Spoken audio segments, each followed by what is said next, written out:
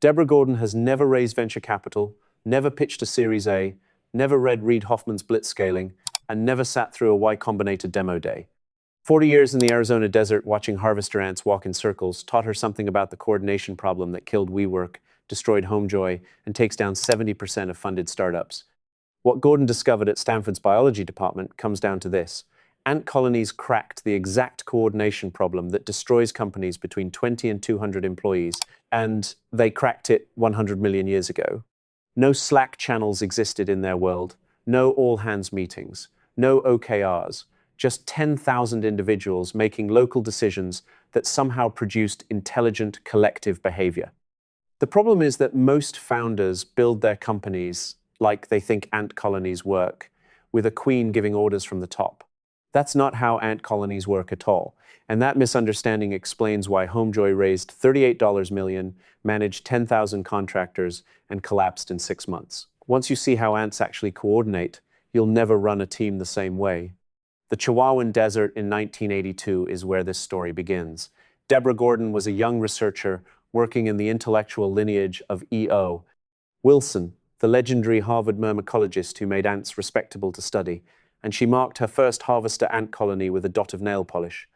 That same colony would receive her visits for the next 28 years, generations of ants solving problems that would paralyze a Fortune 500 company right before her eyes. What she expected to find was the queen running operations, delegating tasks, enforcing some version of command and control. What she actually found was that the queen does almost nothing. Egg-laying is her only job. Traffic direction doesn't fall to her. Foraging decisions happen without her input, and she has no idea what's happening at the entrance of her own nest. Nobody runs the colony, and that's what makes the colony run. Ant colonies operate on a principle called stigmergy, a term coined by French biologist Pierre-Paul Grasset in 1959 while studying termite mound construction, and it means coordination through environmental modification. Ants communicate by changing the world around them rather than talking to each other. When a forager finds food, she doesn't return and make an announcement. A chemical trail gets left behind, a pheromone signature that says food this way, and other ants encounter the trail and follow it. Finding food means they reinforce the trail on their way back, while empty food sources get no reinforcement and the trail evaporates. Meetings don't happen, memos don't circulate, decisions don't get made at the top and pushed down. Thousands of simple interactions create complex, adaptive behavior instead. The pheromone system goes beyond finding food, and that's where things get interesting. What these ants built is a distributed algorithm for resource allocation, one of the hardest problems in any organization. Gordon discovered that harvester ant colonies adjust their foraging rates based on information no single ant possesses. The mechanism works like this. When a forager returns to the nest, she briefly touches antennae with ants near the entrance, and if she encounters many returning foragers in quick succession, that high interaction rate signals that foraging conditions are good. More ants head out as a result.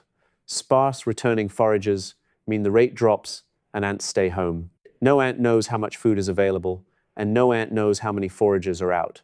The colony knows because the information emerges from the pattern of interactions. Stanford computer scientist Balaji Prabhakar collaborated with Gordon in 2012 on a paper published in Pelo's Computational Biology, and what they realized was remarkable. The ant's algorithm for regulating foraging is mathematically identical to TCP, the transmission control protocol that regulates data flow on the internet. Both systems solve the same problem of maximizing throughput without overwhelming the network. And this isn't just a metaphor. A formal algorithm called Ant Colony Optimization, or ACO, gets used by FedEx to optimize delivery routes and by airlines for fleet scheduling.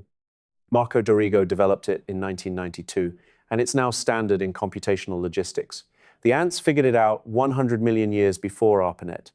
What does this have to do with your company?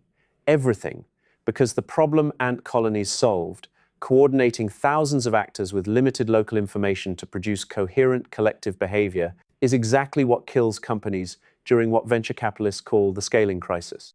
The reason this crisis hits between 20 and 200 people isn't random. Anthropologist Robin Dunbar identified 150 as the cognitive limit for stable social relationships, what's now called Dunbar's number, and below that threshold, you can coordinate through relationships, because you know everyone and can read the room.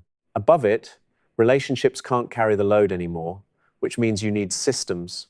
10 people who could fit in a room and read each other's minds become 50 people across 3 time zones, and suddenly everything takes twice as long. Communication overhead eats your velocity, decisions bottleneck at the founders, and teams duplicate effort or work at cross purposes. The standard advice calls for more process, more hierarchy, more meetings to coordinate, more managers to manage, and this is the blitzscaling playbook of hiring fast, adding layers, and professionalizing. Ant colonies reveal that this instinct is exactly backwards. Better distributed coordination beats more centralized control. Better signals beat more communication. Smarter environments beat more management. Pheromone trails in ant colonies translate to shared context in startups. Adaptive foraging as a goal becomes adaptive resource allocation.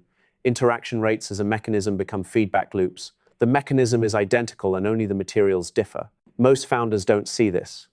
They scale by adding layers, more VPs, more approval chains, more Slack channels, and they're building a hierarchy because they think that's what professional companies look like. The most resilient and fastest scaling organizations like Amazon, Spotify, and early Netflix all converged on something that looks much more like an ant colony than an org chart, with distributed authority, local decision-making, and shared signals instead of shared meetings.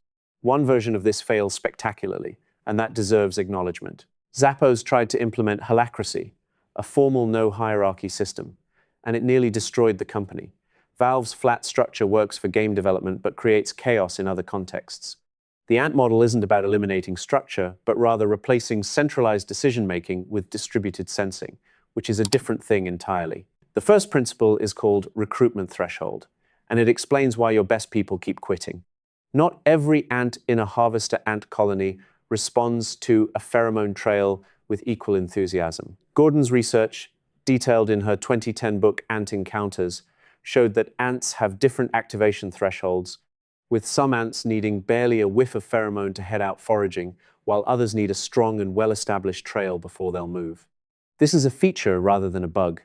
Low-threshold ants serve as scouts who exploit new opportunities first, while high-threshold ants serve as stabilizers who only commit when something is proven. Both activation patterns are necessary for the colony. Gordon documented something strange over her decades of observation. Entire colonies develop distinct personalities that persist across generations. Some colonies are consistently aggressive foragers, while others stay conservative, and young colonies tend to be more aggressive, while mature colonies get cautious. The parallel to startup life cycles is hard to miss. Your team members have different activation thresholds too. Some people need minimal signal to pursue a new initiative, while others need strong evidence before they'll commit energy. Most founders treat this like a personality flaw and wonder why everyone isn't as fired up as them, or why Sarah needs so much convincing. A team where everyone shares the same threshold is fragile. All low-threshold people means you chase every shiny opportunity and never finish anything, while all high-threshold people means you miss emerging markets while waiting for certainty that never comes. The companies that navigate scaling crises understand this distinction. Stripe's early engineering culture explicitly balanced what they called pirates, the low-threshold and high-autonomy explorers, with Navy, the high-threshold and process-oriented stabilizers. Neither group was better because the organization needed both activation patterns. Most founders make the mistake of hiring for culture fit, which usually means hiring people with their own threshold. A low-threshold founder fills the company with other low-threshold people and then gets baffled when version 2 never ships because everyone's already chasing version 4.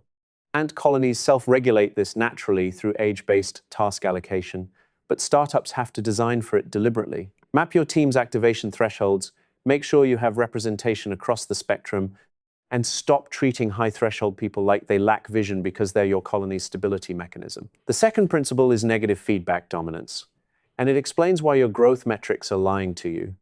Ant colonies don't actually optimize for finding food, which seems counterintuitive at first.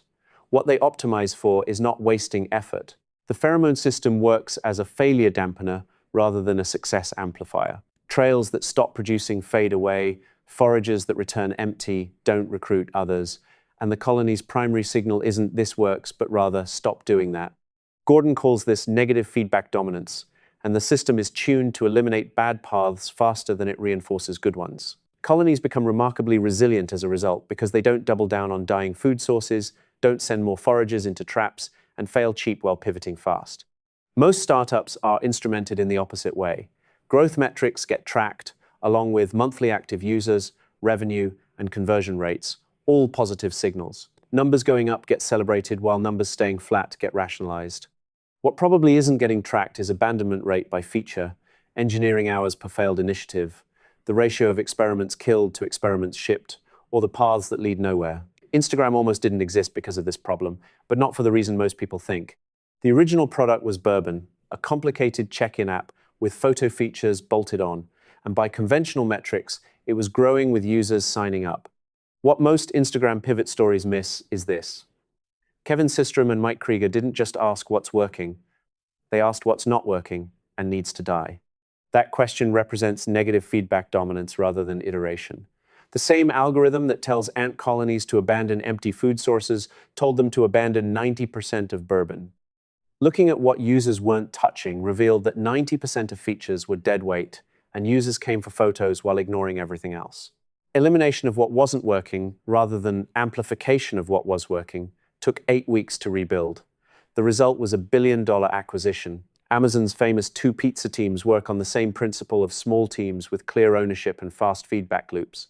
Something not working produces an immediate and local signal with no escalation required, and the trail just fades. Companies that scale successfully aren't the ones that accelerate fastest, but the ones that cut losses fastest, which requires instrumenting for failure rather than just success. If you can't answer what you stopped doing this quarter with specifics rather than vibes, your feedback system is broken and you're foraging on dead trails. The third principle is interaction rate regulation, and it explains why your stand-ups aren't working. The TCP-like algorithm that Gordon and Prabhakar discovered has a deeper insight beyond ants adjusting foraging based on how often they encounter returning ants. The ants aren't communicating content at all, just rate. No information gets exchanged about what was found or where. A brief antennal contact says only that this ant exists and is returning. The density of those contacts measured in interactions per minute tells the colony whether conditions are good. Most startups think about communication in profoundly different terms. Content gets communicated through detailed Slack messages, comprehensive stand-ups, and exhaustive status reports. The assumption is that more information produces better coordination. Gordon's research suggests something else. Organisms coordinating at scale don't share information, but rather signals about system state. Researchers at the Santa Fe Institute call this the difference between complicated and complex systems. A complicated system like a Boeing 747 can be understood by understanding all its parts, while a complex adaptive system like an ant colony, an immune system, or a scaling company can only be understood through the patterns of interaction between parts. The practical difference is massive. Information-rich communication doesn't scale, which explains why your stand-ups take an hour when your team hits 15 people, why your Slack channels become unreadable, and why everyone's always in a meeting. Signal-rich communication does scale. Amazon replaced meetings with written memos, not because memos contain more information, but because they force signal clarity. GitLab's all-remote culture works with 2,000 employees across 65 countries, not because everyone knows everything, but because the systems they built, including public issue trackers, recorded decisions, and transparent OKRs, create ambient awareness of system state. Spotify's squad health checks function as interaction rate signals. Teams don't report everything they're doing, but instead report a few health indicators like whether they're releasing when they want to or not. The information is sparse while the signal stays clear. The actionable shift is to stop asking your teams, "What did you do?" and start asking, "How is this going?" The first question demands content and takes forever, while the second question surfaces signals and takes minutes. Your colony doesn't need ants describing their journeys, but rather needs to know how often foragers are returning. The fourth principle is task allocation plasticity, and it explains why your best performers keep getting overloaded. Ants in harvester ant colonies don't have fixed jobs. A forager today might do nest maintenance tomorrow, with task allocation staying fluid and driven by demand signals rather than permanent assignments. Gordon discovered a catch, though. Ants are biased toward their recent tasks. An ant that foraged yesterday is more likely to forage today, not because of permanent specialization, but because recent experience lowers the activation threshold for that task. The colony benefits from this bias because experienced foragers are efficient foragers, but it creates a vulnerability. Relying on the same ants for the same tasks produces local efficiency but systemic fragility, And when your best foragers burn out or get eaten by lizards, suddenly no one knows the trails.